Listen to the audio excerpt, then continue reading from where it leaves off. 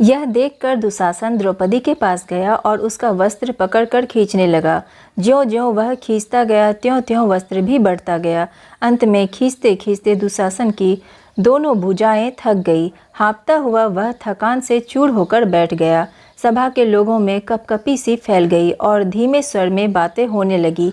इतने में भीमसेन उठा। उसके होठ मारे क्रोध के फड़क रहे थे।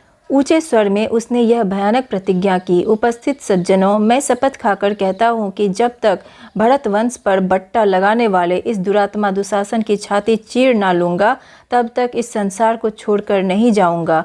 भीमसेन की इस प्रतिज्ञा को सुनकर उपस्थित लोगों के हृदय भय के मारे थर्रा उठे।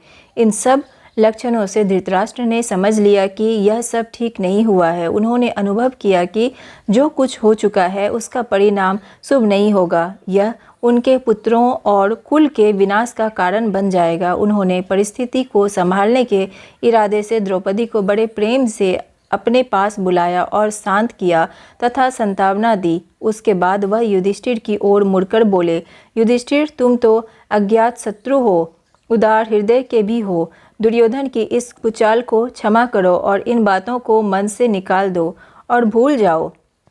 अपना राज्य तथा संपत्ति आदि सब ले जाओ और इंद्रप्रस्थ जाकर सुखपूर्वक रहो। धृतराष्ट्र की इन मीठी बातों को सुनकर पांडवों के दिल शांत हो गए और यथोचित अभिवाद नादि के उपरांत द्रौपदी और कुंती सहित सब पांडव इंद्रप्रस्थ के लिए विदा हो गए। पांडवों के विदा हो जाने के बाद कौरवों में बड़ी हलचल मच गई।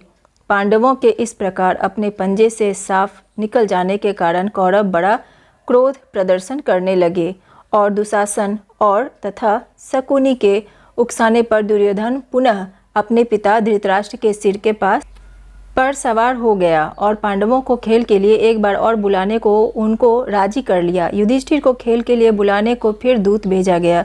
पिछली घटना के कारण दुखी होते हुए भी युधिष्ठिर को यह निमंत्रण स्वीकार करना पड़ा।